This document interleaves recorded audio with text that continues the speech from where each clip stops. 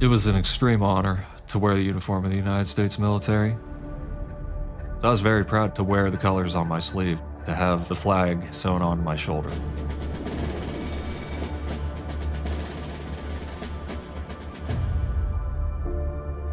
My unit was deployed to southwest Baghdad. One day, there was a mortar attack, and mortars exploded no more than 10 feet to my right. I sustained a traumatic brain injury and developed post-traumatic stress disorder. A lot of us come home without realizing that we're bringing the war home with us. In a lot of cases, having an invisible wound that nobody can see, you're just not believed. I was experiencing severe anxiety. I couldn't focus, I couldn't remember how to do certain things. I started to sink down pretty deep. There came a night when I was in a really, really bad place. I didn't want to deal with it anymore. So I took out one of my knives, I set it to the side. I wrote a letter up on my computer and set it there on the desktop. And I went downstairs and I walked out the back door of the barracks. I smoked a cigarette in the rain. It was gonna be my last one. That's when I heard a little meow. This little black and white kitten comes walking out of the bushes. He just walked up and started rubbing up against my leg and let me pet him. I broke down crying, burst into tears. Maybe he knew that there was something I couldn't quite handle. I stopped thinking about all of my problems, and I started to think about all of his problems and what I could do to help him. Every day I went outside with a packet of tuna and a paper plate. He ate his food and hopped up on my lap. After a little while, he recognized my voice. I just had to walk out and I started calling him. This cat gave me something to look forward to every day. He didn't see anything wrong with me. He didn't see any sort of flaws or any imperfections. It felt safe. One day I got back after working. I started calling for him and there's no sign of him. When I found out that he wasn't around anymore, it devastated me. He had a serious effect on me. He helped me realize that I could actually not just care for somebody else, but other people could care for me. I started dating a girl named Becky I knew from high school. A few months later, we saw an adopt-a-thon going on. Becky and I were walking through these 2 rows of crates.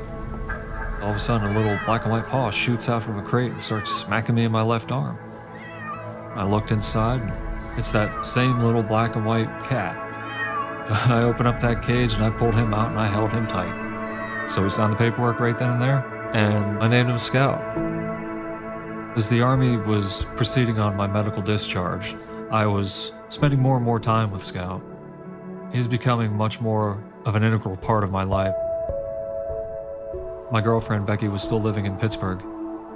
Being that Pittsburgh was our hometown for both of us, it was not much of a decision to move back home.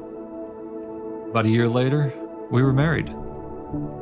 After I moved in with Becky and her 3 cats, it was a big, happy family. It was a lot of fun, and Scott was there the whole time. He made me want to better myself. I got out on my bike more often. I stayed in pretty good shape. I ate healthy and quit smoking. Because I knew if I had a support network at home, even if it included a cat, then yeah, man, I could do just about anything. I went back to school. I've earned my master's degree in clinical rehabilitation and mental health counseling. I'm able to work with other veterans that need the type of help that I got. I'm not really able to serve active duty anymore, but working with vets, I'm still serving. I'm just serving in a different uniform. There's one day when Becky and I came home. Scout didn't meet me at the door like he normally did. Tracked him down and he was just acting so sluggish. So we took him to the vet and he tested positive for feline leukemia.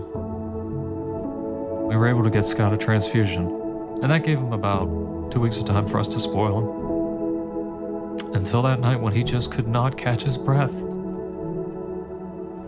We tried to take him to the vet I sat in the back seat with him.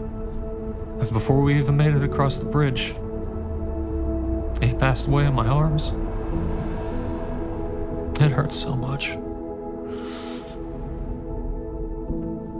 Even before he was my cat, before he even knew me that well, he saved my life. He put me on a different path. He gave me the confidence to try to come back from all the adversity that I was feeling. I don't go a single day without thinking about him. I think about all the stuff that he has afforded me the chance to do. That little kitten helped me realize that I wasn't just a sack of damaged goods. Scott was my battle buddy. He saved me. All I did was the paperwork.